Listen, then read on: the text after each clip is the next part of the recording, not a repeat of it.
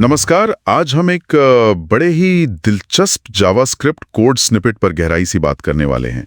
ये हमें मिला जावास्क्रिप्ट होस्टिंग और टीडीजी व्याख्या से जुड़े कुछ मटेरियल से। हाँ बिल्कुल। और हमारा मकसद ये समझना है कि भाई ये कोड ऐसा क्यों चलता है जैसा चलता है, खासकर जब इसमें वार भी है, लेट भी है। तो होस्टिंग और ये टेम्पोरल डेड जोन मतलब टीडीजी, इनको समझना होगा। जी। कोड में देखो, एक फंक्शन है से हाय।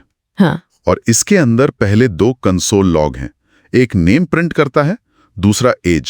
ठीक है। और उसके बाद मतलब लॉगिंग के बाद वेरिएबल्स घोषित होते हैं। var name is equals to Azad education और फिर let age is equals to 21। हाँ, यही क्रम है। तो यहीं पर बात थोड़ी कंफ्यूजिंग हो जाती है ना? जावास्क्रिप्ट कैसे वेरिएबल घोषित होने से पहले ही उसके बारे में जानता सा लगता है, और फिर कभी कभी एरर क्यों दे देता है। इसी पहेली को आज सुलझाते हैं। बिल्कुल, चलिए देखते हैं। तो फंक्शन चला, पहला काम हुआ console.log name। अब इस वक्त नेम तो नीचे डिफाइन किया हुआ है, तो यहां क्या होगा? हाँ, तो यहीं पर होस्टिंग काम आती है, वो भी वैर के साथ वाली। जावास्क्रिप्ट इंजन क्या करता है, वो वैर नेम वाली जो घोषणा है ना, उसको अदृश्य तरीके से फंक्शन के एकदम शुरुआत में ले जाता है। अच्छा, मतलब सिर्फ घोषणा, उसका मान नहीं। बिल्कुल सही।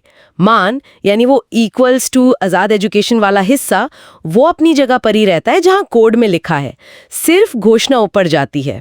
ओह, तो इसका मतलब जब console.log name रन होता है, जावास्क्रिप्ट को पता तो है कि नेम वेरिएबल है क्योंकि घोषणा ऊपर आ गई। हाँ, पता है, पर उसे वैल्यू नहीं मिली अभी तक। एग्जैक्टली, उसे कोई मान असाइन नहीं हुआ है उस वक्त, इसलिए उस पॉइंट पर नेम की वैल्यू होती है अनडिफाइंड। अनडिफाइंड, हाँ, देखा ही है। और वही कंसोल पे छपता है।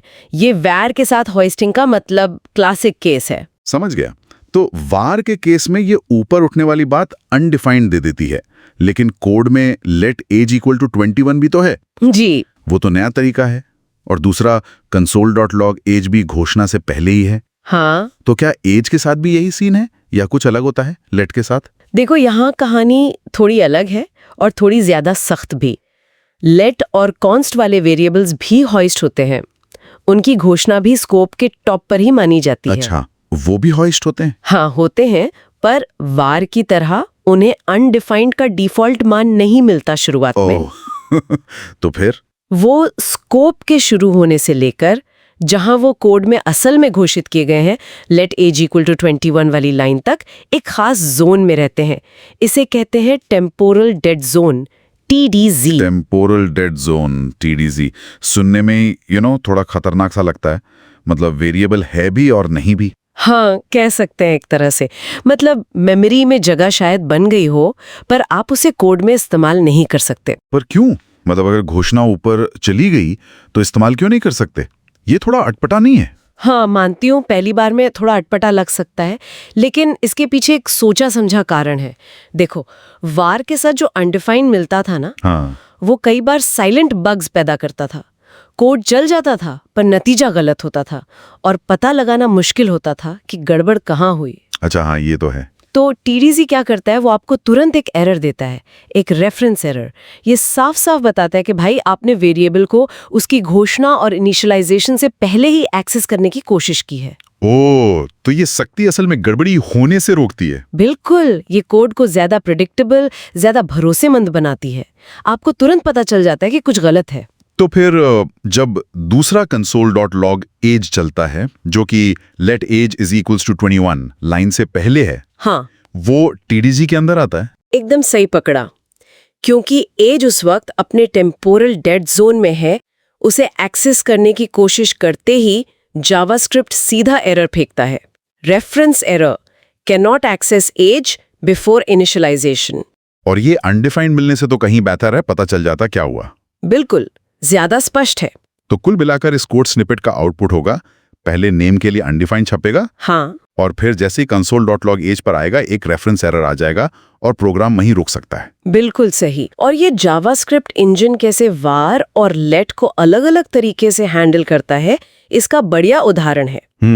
और ये अंतर समझना मतलब मॉडर्न जावास्क्रिप्ट डेवलपमेंट के लिए बहुत जरूरी है। हॉइस्टिंग का कॉन्सेप्ट और खासकर TDZ ये सुनिश्चित करने में मदद करते हैं कि कोड वैसा ही चले जैसी उम्मीद है और अनजाने बग्स से बचा जा सके। हाँ, शुरू में शायद TDZ थोड़ा परेशान करे, पर लॉजिक समझ आने पर लगता है कि हाँ, ये बेहतर तरीका है। जी। तो आज जो हमने देखा उसका सार यही है कि वैर वाले होइस्ट होके अनडिफाइंड देते हैं अगर पहले एक्सेस करो, हाँ। जबकि लेट और कॉन्स्ट भी होइस्ट तो होते हैं, हाँ। पर अपनी घोषणा तक TDZ में रहते हैं। हाँ। और अगर उस जोन में उन्हें एक्सेस किया तो रेफरेंस एरर मिलेगा। बिल्कुल।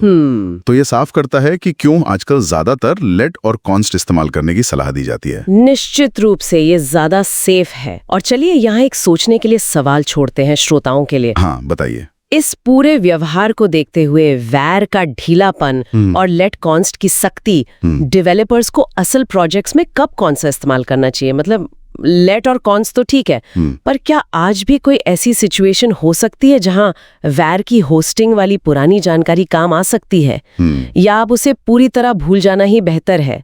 इस पर सोचिएगा जरूर। बहुत अच्छा सवाल है, सोचने वाली बात है। हाँ। कि क्या पुरानी चीजों की समझ आज भी कहीं ना कहीं जरूरी है? चलिए इसी विचार के साथ आज की बात यहीं खत्म करते हैं।